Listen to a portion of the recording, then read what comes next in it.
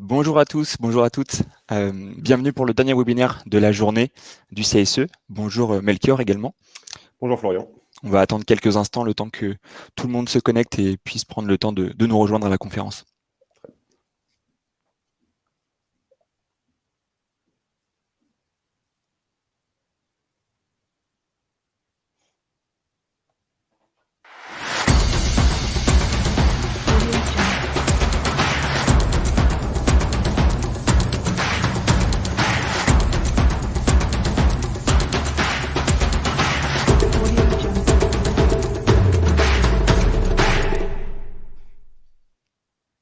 Bonjour à tous, bonjour Christelle, bonjour Alain, bonjour tout le monde.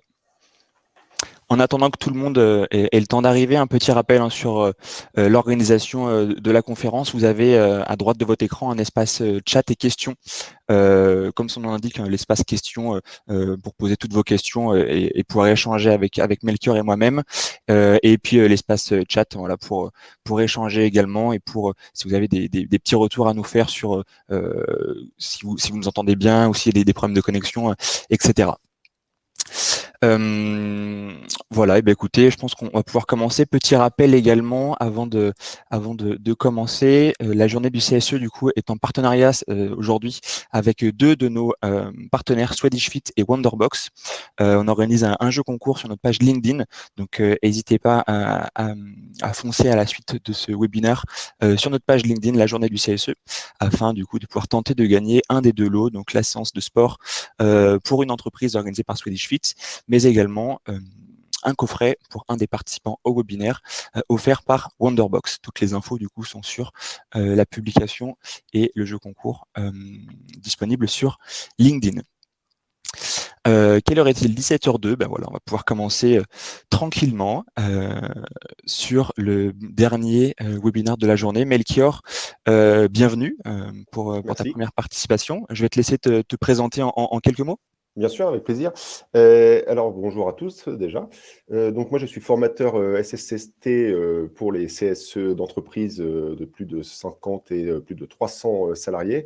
Et j'interviens particulièrement au niveau de la prévention, donc rédaction et aide sur le document unique et tout ce qui est visite de site, enquête après accident de travail, identification des différents RPS et TMS, donc tout ce qui est troubles musculo-squelettiques et risques psychosociaux que l'on peut retrouver aujourd'hui dans notre quotidien de tous les jours dans le monde de l'entreprise.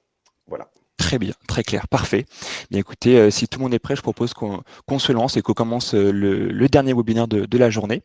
Donc là, l'objectif de cette conférence, c'est de se poser les questions et c'est de savoir quels sont les moyens d'action du CSE en matière de formation SSCT. La première question qu'on peut se poser, c'est dans un premier temps de faire la différence entre le CHSCT, enfin la CHSCT et la CSSCT. C'est ça, tout à fait. Alors, c'est une bonne question que tu me poses, Florian, parce que nous avions la CHSCT auparavant, avant les ordonnances Macron qui datent de 2017, qui ont créé le CSE. Donc, la CHSCT, même moi, j'y arrive pas, était donc une instance à part entière qui était dotée de son propre budget, de ses propres attributions et qui était totalement indépendante des autres instances représentatives du personnel, telles que le comité d'entreprise ou la délégation du personnel, les DP. Et aujourd'hui, ce n'est plus que, et alors je mets le que avec des guillemets, c'est-à-dire que c'est intégré au sein du CSE comme une commission sous-jacente au CSE. C'est-à-dire qu'elle n'est plus totalement autonome comme elle a pu l'être auparavant. Elle n'a plus de budget. C'est le CSE qui va gérer l'intégralité de ce budget dorénavant. Elle n'a plus non plus l'accès aux experts en direct comme elle pouvait le faire auparavant, c'est-à-dire qu'aujourd'hui, elle doit, en réunion SSCT, faire la demande d'expertise qui sera étudiée après en réunion CSE et passer à la délibération du CSE. Et ce n'est plus à la délibération de la HACT comme auparavant. La vraie problématique que l'on rencontre dans les entreprises aujourd'hui, c'est que la CHSCT était mise en place systématiquement pour toutes les entreprises de plus de 50 salariés auparavant. Et aujourd'hui, cette commission n'est mise en place systématiquement qu'à partir de 300 salariés d'effectifs dans l'entreprise. Donc, à moins qu'un accord d'entreprise ait pu être négocié en amont, où l'on peut intégrer cette commission pour des entreprises avec moins de 300 salariés, il faudrait avoir un secteur d'activité très particulier ou une mise en demeure de l'inspection du travail pour mettre en place cette commission de santé, sécurité, conditions de travail. Donc, la grosse difficulté que l'on retrouve aujourd'hui, c'est quand vous avez un CSE d'une entreprise de 150 salariés, vous n'avez plus cette commission. Cependant, les membres de la CSE doivent quand même se partager les attributions de cette commission. Et c'est là où on retrouve la vraie problématique. C'est-à-dire que vous avez peut-être un petit CSE qui va devoir gérer d'un côté les ASC, les réclamations du personnel, ainsi que la santé, sécurité, conditions de travail. Et il faut impérativement pouvoir structurer correctement son CSE pour y arriver de manière efficace et pertinente. Pour les entreprises de plus de 300 salariés, c'est un petit peu différent. Ils ont donc l'obligation de créer cette commission SSCT qui va avoir au moins 4 membres minimum. Et il y aura un certain nombre de réunions, donc 4 au minimum selon le Code du travail, plus si nous avons un accord d'entreprise qui en autorise à en avoir jusqu'à 12. Et ils auront leurs ateliers, ils travailleront de leur côté, mais ils remonteront, ils feront un rapport systématique trimestriel au CSE. Et de toute manière, il y a des remontées entre la SSCT et le CSE. Donc la SSCT, pour conclure, n'est plus aussi indépendante que la HSCT l'était auparavant. Ok, très clair.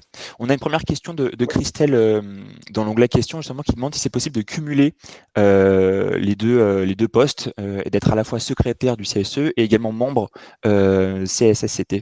Alors, c'est effectivement complètement possible. Attention cependant aux charges de travail que ça va représenter. Parce que si vous êtes déjà secrétaire, vous avez déjà un certain volume de travail à accomplir, notamment vos ordres du jour, la rédaction des PV, la communication du CSE. Je vous invite à vérifier quand même dans votre PAP, le protocole d'accord préélectoral de votre CSE, si il y a des heures de délégation supplémentaires prévues pour la SSCT et pour le trésorier. Autrement, ça va être compliqué d'arriver à tout gérer sur le peu d'heures de délégation que vous aurez. Cependant, si vous avez des heures spécifiques pour cette SSCT qui a pu être négociée en amont, oui, vous pouvez y aller sans problème. Très bien, très clair. Une question également un peu plus travailler sur le focus sur les visites d'entreprise. C'est la slide suivante normalement. Hop, si je me mets bien sur le bon ordinateur. Voilà. Donc, quelles sont celles que la CSCT doit du coup effectuer? Alors, la commission donc, santé, sécurité, conditions de travail doit effectuer un minimum de visites d'entreprise. Alors, le Code du travail les appelle inspections de site. Je préfère, et la plupart des entreprises utilisent le terme visite, parce qu'on est quand même dans une instance de dialogue social, donc on ne va pas commencer à avoir un pouvoir d'inspecter. On va visiter un site pour pouvoir identifier l'exposition au risque. Donc, il y a 4 visites minimum obligatoires par an. C'est une par trimestre. Ça correspond au nombre de réunions obligatoires de cette commission dans les entreprises de plus de 300 salariés. Il est évident que selon le volume d'heures de délégation qui ont été attribuées, on peut bien évidemment avoir plus de visites annuelles. Évidemment, plus il y a de visites, plus on identifie les différents risques auxquels les salariés sont exposés. Et donc, on aura une prévention un petit peu plus qualitative. Il faut donc visiter l'intégralité du site sur le mandat. Et c'est là où ça devient un peu compliqué, c'est-à-dire qu'il va falloir séparer vos départements ou vos services au sein de l'entreprise pour pouvoir aller faire une visite par trimestre d'un service. Vous ne pouvez pas, en une visite, faire 4000 ou 5000 mètres carrés, c'est juste pas possible. En général, vous vous donnez une bonne périphérie de 500-600 mètres carrés maximum ou de environ 30 postes de travail. Vous faites cette visite, on rédige un rapport, on présente en réunion SSCT une fois par trimestre. Ça vient enrichir ce fameux document unique. Ça peut rentrer effectivement dans le bilan aussi de la prévention et ça peut aussi aller dans le plan de la prévention de l'année à venir. Et ça permet surtout d'avoir aussi un lien avec les salariés pour pouvoir avoir leur remontée et le ressenti de leurs conditions de travail. Donc ces visites, elles sont effectuées en général par les membres de la commission, bien évidemment. On peut y intégrer aussi le QSE ou le HSE de l'entreprise. C'est même une bonne idée de l'avoir avec eux parce qu'il a un pouvoir décisionnaire sur certaines actions à prendre. Donc on peut accélérer la prévention et la sécurité de l'entreprise grâce à ça. D'accord. Donc, privilégier, du coup, comme tu le disais, un service par visite. Exactement. Voilà. On Ok. va regarder effectivement si on a une entreprise qui a du back-office et un site de production. On va regarder peut-être le service comptabilité et achat une fois. Et puis la fois d'après, on peut aller voir le quai de chargement et une partie du stockage. Mais on ne peut pas faire tout dans une journée. Vous verrez, c'est pas possible. Ok. Ces visites sont obligatoires, du coup. Elles sont obligatoires, c'est le Code du travail qui les intègre. Donc ça, on le retrouve au sein de l'article 23.12 du Code du travail, dans un des nombreux alinéas de ce Code du travail qui combine donc toutes les attributions du CSE et des différentes commissions. Et ça doit être intégré dans le règlement intérieur du CSE, idéalement. C'est généralement marqué dans le chapitre des attributions de la SSCT qui a 4 visites minimum. Ok, très clair. On a une question du coup sur les visites toujours de Christelle qui nous dit qu'elle a plusieurs sites dans son entreprise. Est-ce qu'elle doit du coup faire la visite des sites tous les ans ou est-ce que c'est possible de dispatcher et de faire un tour de rôle chaque année? Ouais, bien sûr, il va falloir faire ça parce que de toute façon, à un moment, vous n'êtes pas non plus le couteau suisse, ça va pas être possible de tout faire.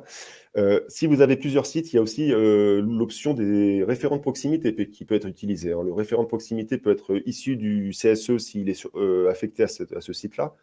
Mais on peut aussi, évidemment, avec l'accord de l'employeur, demander à nommer un référent de proximité au sein même de ce site qui aura 4-5 heures de délégation mensuelle, ce qui peut permettre de faire des visites ponctuelles et donc de remonter, de reporter à la SSCT les différents dysfonctionnements qu'il aura pu identifier.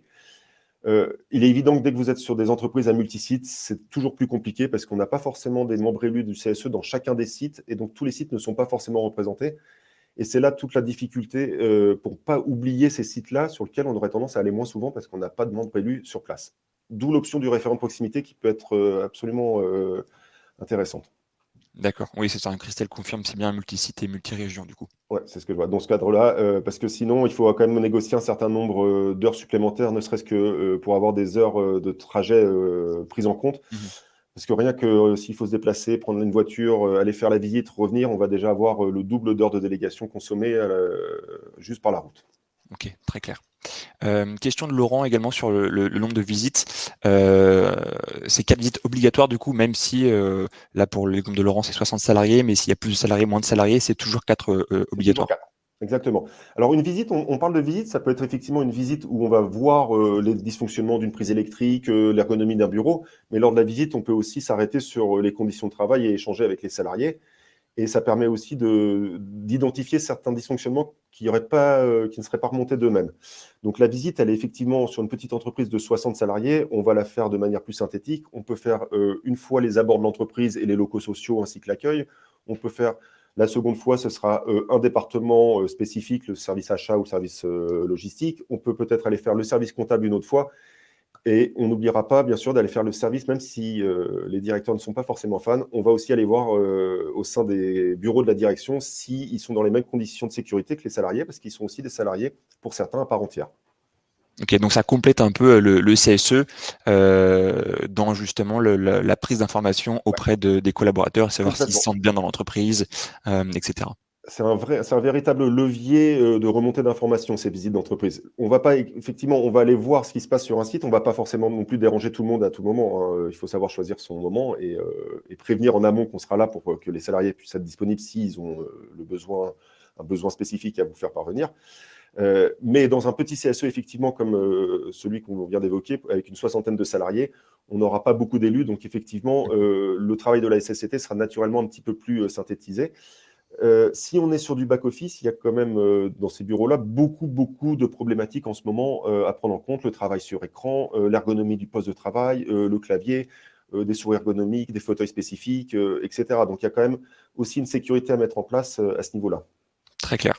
On a une question de Johan également qui souhaite savoir si les salariés travaillent euh, chez des clients. Du coup, comment est-ce qu'ils peuvent faire les visites si ils n'ont pas forcément Ah, d'entreprise ou de locaux à leur disposition? alors ça, c'est un cas particulier très intéressant. Logiquement, si vous avez des salariés détachés chez des clients, vous devez avoir un plan de prévention qui a dû être rédigé en amont. Et de toute façon, c'est une obligation. À partir de 400 heures de délégation de travail d'un salarié dans une autre entreprise, il y a ce plan de prévention impératif. Et si on est exposé aux 21 travaux dangereux qui sont référencés par la DRIET et non plus la directe, il faudra rédiger ce plan de prévention de toute manière. Donc, à l'intérieur de ce plan de prévention, on va retrouver toute l'exposition des risques qui a été identifiée par et le CSE de l'entreprise qui accueille. Et logiquement, le CSE ou le QSE de l'entreprise qui détache son salarié a dû se déplacer sur le site pour pouvoir en amont déjà préparer ce plan de prévention. Après, il est effectivement compliqué d'aller visiter un site qui n'appartient pas à sa société. Il y a la possibilité d'avoir un lien avec le CSE de l'entreprise chez laquelle on a des salariés qui pourraient vous accueillir pour une visite spécifique, en tout cas du site sur lequel vos salariés sont affectés. C'est tout à fait possible. Ok, très clair. Je vous propose du coup de passer à la question suivante. Si on pose plus sur la partie accident du travail. Que doit faire la CSSCT du coup suite à un accident potentiel dans une entreprise? Quelles sont les bonnes pratiques à mettre en place et voilà ce qu'il faut mettre en place. Alors, lorsqu'il y a un accident de travail, on va parler d'un accident de travail grave, hein, donc Oui. c'est-à-dire avec intervention de secours. Dans ce cadre-là, l'employeur doit absolument alerter le CSE sans délai. Et c'est là où il est intéressant d'intégrer dans le règlement intérieur le mot sans délai, parce que sinon vous pouvez avoir un retour d'accident de travail qui sera effectué qu'à la prochaine réunion, et donc vous n'aurez pas le temps de pouvoir faire une enquête digne de ce nom. Donc, lorsqu'on vous avertit qu'il y a eu un accident du travail, bien évidemment, vous allez vous rendre sur les lieux et vous allez procéder à l'enquête suite à l'accident de travail, non pas pour déterminer la personne qui est en tort, mais pour déterminer les causes de cet accident, afin d'y intégrer une prévention pour éviter la reproduction de cet accident. C'est dans ce cadre-là que le CSE ou la SSCT va intervenir. Certainement pas dans le cadre de trouver ou de sanctionner quelqu'un, ce n'est pas du tout son rôle, ça sera le rôle, le pouvoir de direction et pour l'employeur.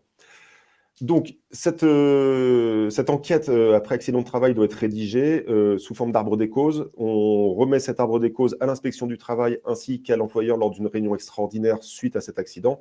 Et à partir de là, on peut commencer à intégrer une prévention qui peut être aussi bien organisationnelle que matérielle ou avec des EPI spécifiques, donc des équipements de protection individuelle. Ça, après, ça dépendra de la nature de l'accident. On va aussi vérifier que tous les protocoles, les consignes ont été bien évidemment respectés, à savoir que 90 à 95% des accidents du travail sont dus à ou ce qu'on appelle des maladresses ou des non-respects de protocoles ou de processus sécuritaires, hein. C'est malheureusement encore trop souvent le cas. Et on en profitera évidemment pour sensibiliser les salariés à l'accident pour pas qu'ils se reproduisent, pour qu'ils en prennent conscience. À côté de ça, il faut aussi prendre en compte le choc psychologique qu'un accident du travail peut générer dans une entreprise. Et le CSE sera aussi évidemment à l'écoute des salariés qui ont besoin de se livrer ou qui ont peut-être du mal à vivre le moment. Donc il y a le côté effectivement relationnel avec les salariés et il y a le côté un petit peu plus investigation, enquête qui est absolument fascinant. Normalement, lorsque vous faites vos formations SSCT, vous faites des arbres des causes et vous avez une mise en situation d'enquête après accident du travail pour pouvoir justement être force de proposition à la suite de cet accident et proposer à l'employeur une prévention efficace et surtout qui sera en adéquation avec les besoins réels des salariés, vu que vous aurez échangé avec les salariés lors de l'enquête. Donc, vous aurez pu comprendre vraiment quels sont leurs problèmes, et donc vous pouvez mettre en avant la différence travail réel, travail prescrit, qui sera évidemment une des sources de dysfonctionnement de l'entreprise. Et c'est à ce moment-là que vous pouvez donc faire une belle prévention suite à une belle enquête. Très clair. Est-ce que tu peux peut-être faire un rappel de qu'est-ce qu'un arbre des causes Bien sûr. pour que ce soit clair pour tout le monde? Je ne sais pas si peut-être tout Ouais, le non, monde mais a la complètement. référence. L'arbre des causes, en fait, c'est une schématisation d'une chronologie d'action. C'est-à-dire qu'on va récolter tous les faits de l'accident du travail. Je vous fais très rapidement, un plongeur se brûle le visage au-dessus d'une friteuse parce que le briquet est tombé de sa poche ventrale. On va prendre le fait ultime qui est la blessure au visage et on va remonter en se posant la question comment, pourquoi, qu'est-ce qui s'est passé? Pourquoi il s'est brûlé? Parce que le briquet est tombé. Pourquoi le briquet est tombé? Parce qu'il était dans la poche. Pourquoi le briquet était dans la poche? Là, on a une première réponse. Et c'est ça, et c'est voilà un arbre des causes. Donc un arbre des causes, il peut être assez synthétique si l'accident est minime, mais si vous avez plusieurs victimes et qui sont pluricausales, vous allez vous retrouver avec un arbre des causes qui peut être très grand. Mais l'avantage de cet arbre des causes, c'est qu'une fois que vous l'avez face à vous, c'est une photographie de tout le processus qui a amené à cet accident, et donc vous pouvez intégrer une prévention à ce moment-là.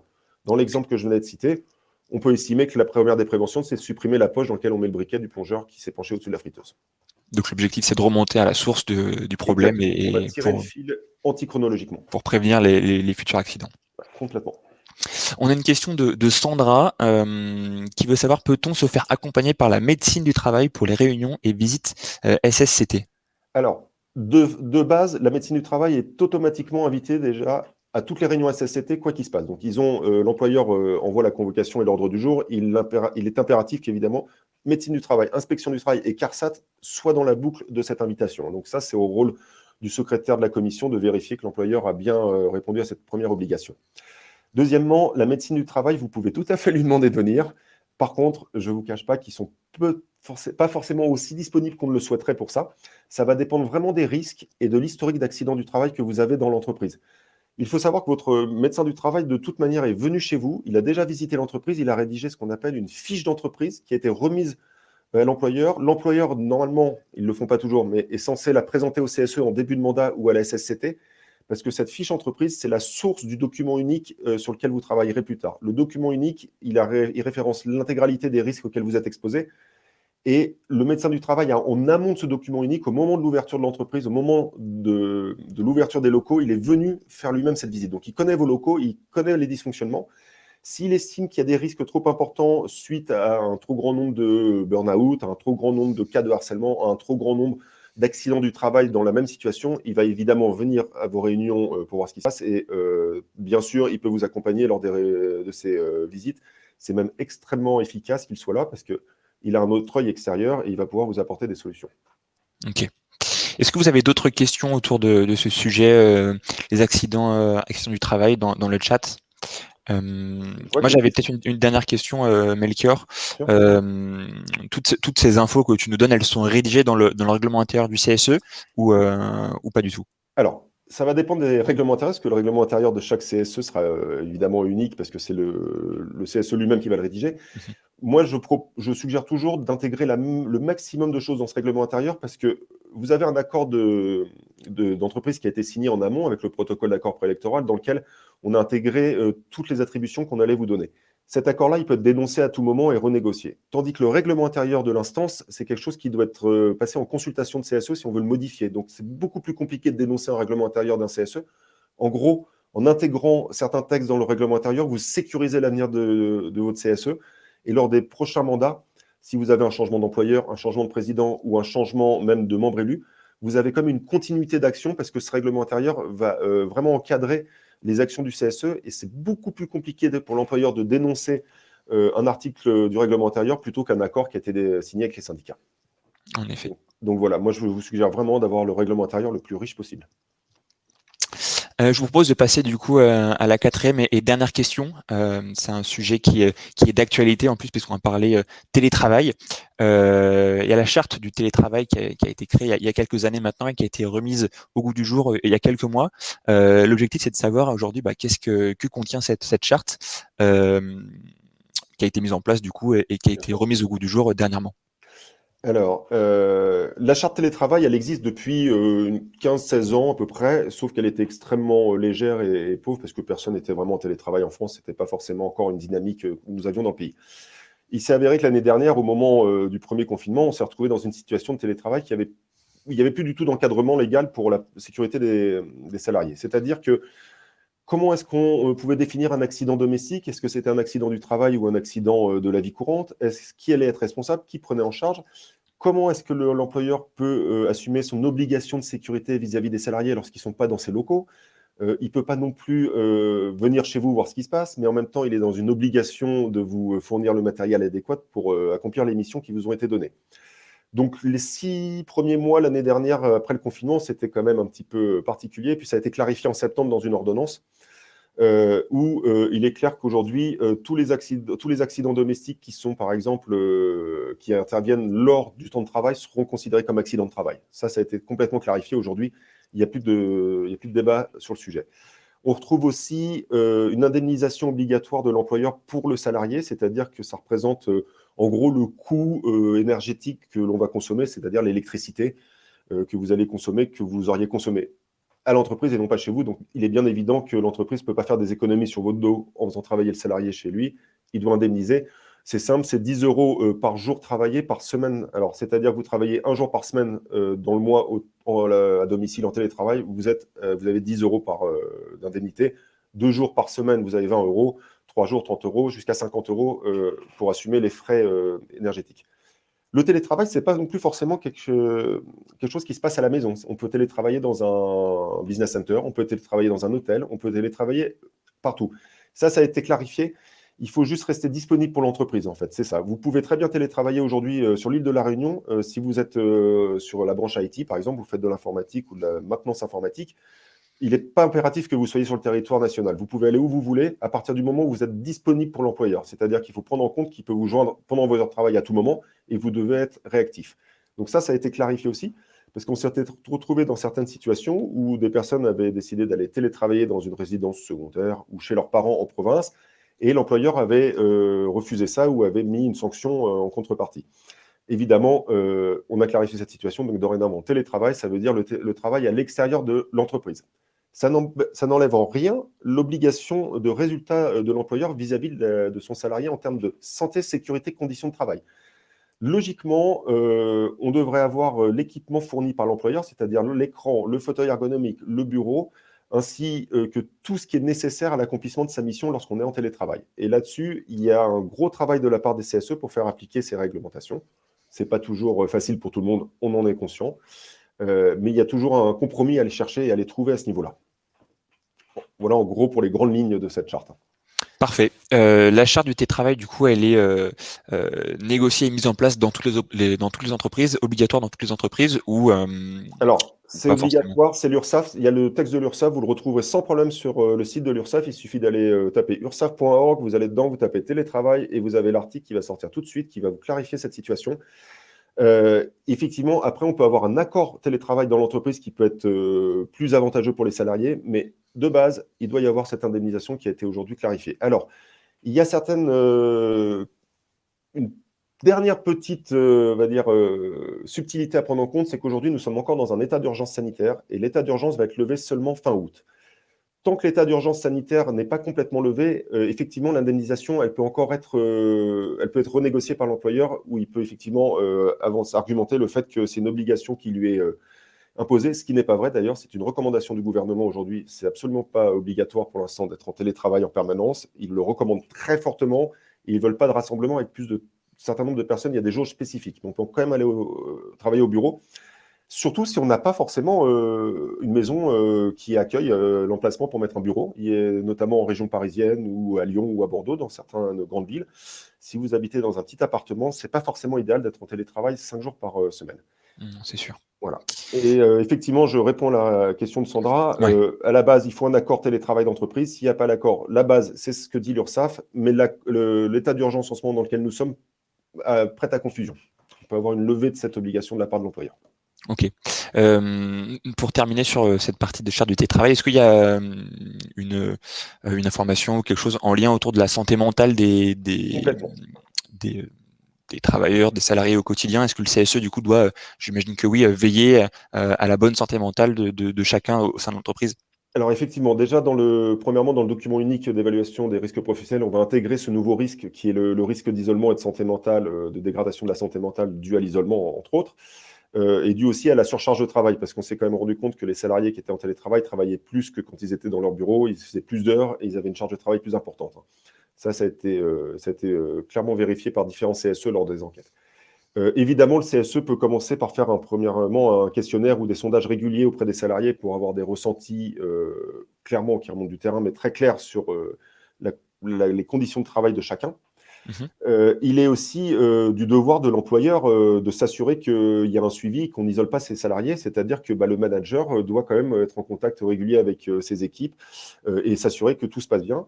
Et normalement, on doit avoir un référent Covid dans chaque entreprise qui, justement, peut avoir cette attribution supplémentaire, c'est-à-dire qu'il peut être un peu comme la hotline pour les salariés qui sont un petit peu en détresse. C'est Ok, de complètement pouvoir possible. contacter du Ouais. coup chaque salarié s'ils ont, comme tu dis, en Ouais. détresse ou qu'ils ont des questions, mais aussi peut-être prendre un peu des nouvelles et continuer à faire le lien entre les. Exactement. Ce qui est important, c'est de maintenir ce lien, comme tu le dis. Et puis, le CSE lui-même a des heures de délégation. Effectivement, il n'a pas besoin d'utiliser ces heures de délégation pour organiser le barbecue du mois de juillet, pour organiser l'arbre de Noël de l'année prochaine, parce que pour l'instant, ce n'est pas d'actualité. Donc, il a certaines heures de délégation qui lui sont disponibles. Il peut tout à fait se répartir entre certaines heures pour appeler les différents salariés et générer un lien important. Et c'est, je pense, l'opportunité pour le CSE de se mettre en avant et de pouvoir communiquer intelligemment sur les actions sur lesquelles il puisse être pertinent. Très clair. Est-ce que vous avez peut-être d'autres questions dans le chat ou dans l'onglet questions justement autour d'un des sujets qu'on a abordé? Il est 17h30, on a encore quelques minutes devant nous. Si vous avez des questions, n'hésitez pas à nous les poser. Peut-être que Melchior, est-ce que tu as une idée d'un sujet qu'on pourrait Alors, moi, évoquer vu qu'il nous reste quelques minutes? bien sûr, je vois déjà Christelle Mocro qui n'a pas eu sa réponse. Elle a posé une question, c'était qui décide le CSE ou la commission? Donc, je vais répondre très rapidement, Florian. Yes. Ouais, pas de souci, bien sûr. Ouais, parce que moi je vois qu'on ne lui avait pas répondu, donc on ne va pas l'oublier. Non, non, bien C'est la entendu. commission qui va décider des sites. En interne, elle va préparer un planning en début d'année, en général, sur la semaine à laquelle elle va faire cette visite ou cette inspection, selon le terme utilisé. Et elle va définir en amont les sites qu'elle va aller visiter et le périmètre géographique sur lequel elle va s'arrêter, en tout cas. Donc ça, c'est la commission qui le gère en interne. Ok. En effet, il y a une deuxième question qui m'avait échappé, toujours de Christelle. Comment faire si nous manquons de volontaires pour la commission? Est-ce il y a des solutions ou des pistes pour trouver de nouveaux volontaires? C'est compliqué. Là, il va falloir faire un peu de commercial, il va falloir vendre le projet. Il faut expliquer que c'est absolument primordial, mais on ne peut pas forcer les gens, évidemment, à aller dans la commission. Mais on peut, si vraiment personne veut aller dans cette commission, c'est toujours un peu dommage d'avoir été élu au sein du CSE si on ne va pas vraiment au plus près des problématiques qui sont pour moi la santé, sécurité et conditions de travail. Là, je n'ai pas la solution miracle à part expliquer vraiment quel est le rôle de cette commission pour que les gens puissent vraiment peut-être la comprendre. C'est peut-être ce qu'ils n'ont pas encore complètement assimilé. Et leur expliquer aussi quel est l'impact qu'ils peuvent avoir sur le bien-être au travail sur les années à venir et conditionner le futur de l'entreprise. Hmm. Je pense que là-dessus, il y a vraiment un coup à jouer. Par contre, effectivement, si personne ne veut y aller, bah, c'est quand même fort dommage parce que si vous avez qu'une ou deux personnes qui sont dans cette commission, ça va quand même être assez complexe. Ça n'empêche pas les commissions de pouvoir se faire, mais juste faire une enquête de travail, si vous n'êtes que deux, c'est quand même un peu compliqué. C'est plus facile d'avoir une commission avec 4 membres pour gérer ça intelligemment. C'est clair. On a une question de Alain. Pouvez-vous nous redonner le document sur le site de l'URSSAF? Ouais. Si vous me donnez une petite seconde, je vais vous le retrouver. Si tu l'as à Ouais, ouais. proximité. Non, moi, je l'ai parce que je l'ai sorti dans une de mes formations ce Ok, matin. très bien. Donc, ça va aller très vite. Hop, tac, il est là. Est-ce que je peux mettre le... Normalement, tu peux partager alors, un document, je sais pas. Ouais, je vais Euh, mettre le lien. Ah, bah, tu peux mettre le lien directement, oui. Ouais, je le mets dans le chat, vous le retrouverez. Tac. Tac, URSSAF, portail, vous avez là, évaluation des frais engagés, frais professionnels, et donc vous allez retrouver tout un tableur qui vous explique l'évaluation des frais engagés par le salarié en télétravail, ainsi que le défraiement. Vous avez un certain nombre d'informations qui sont très intéressantes. Ok, très clair. Parfait. On a quelques questions également pour la partie formation. En effet, on propose des formations.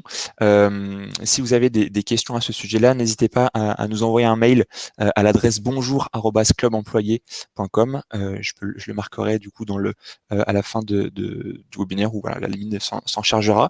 Et après, nous, de notre côté, on s'occupera de revenir vers vous pour vous donner toutes les infos et vous présenter les différentes formations qu'on met en place avec Melchior, avec d'autres formateurs également en fonction des sujets et de vos envies, bien entendu. Alors, sur le sujet des formations, si je puis me permettre, Florian, juste, Ouais, je me permets de rappeler que c'est une obligation de l'employeur d'organiser la formation SSCT, contrairement à la formation économique du CSE, qui est à l'initiative du CSE lui-même. La formation SSCT, premièrement, c'est une obligation de l'employeur. C'est 3 jours obligatoires pour les entreprises de moins de 300 salariés, 5 jours pour les entreprises de plus de 300 salariés. C'est financé par l'employeur, c'est pas financé par le CSE, celle-ci, hein. Voilà, c'était la petite parenthèse que je voulais faire. ok, très clair, parfait, merci. Bien écoutez, si vous n'avez plus de questions, on va s'arrêter là. Voilà, nous de notre côté, c'était un grand plaisir de vous accueillir tout au long de cette journée. Melchior, je te remercie une nouvelle fois hein, pour ta dispo et pour Avec grand euh, plaisir. c'est gentil avec pour toutes les informations que tu viens de nous donner. Pour rappel, hein, le jeu concours de la journée du CSE qui est disponible jusqu'à 17h45, 18h sur notre page LinkedIn, donc la journée du CSE sur LinkedIn, sur Facebook, sur YouTube pour tenter de gagner un des deux lots offerts par nos partenaires. On vous souhaite à tous une bonne fin de journée et puis on se retrouve pour la prochaine journée du CSE dans quelques mois courant été ou d'ici la fin de l'été. Je vais laisser moi de mon côté le chat et les questions d'ouvertes encore quelques instants si jamais vous avez d'autres questions qui viennent de vous arriver. Nous, de notre Ouais, côté, de toute façon, on fera un petit récapitulatif de tout ça et on vous renverra un document dans les prochains jours afin que vous puissiez garder une trace et un suivi de toutes les questions que vous avez posées pendant ce webinaire-là, mais également pendant tout le reste de la journée. Donc, on vous l'enverra voilà, courant de la semaine prochaine. Je vous remercie encore une fois, Melchior. Je te dis à très bientôt pour un avec grand prochain plaisir. webinaire et puis bonne soirée à tous. Bonne soirée à tous. Je vous remercie.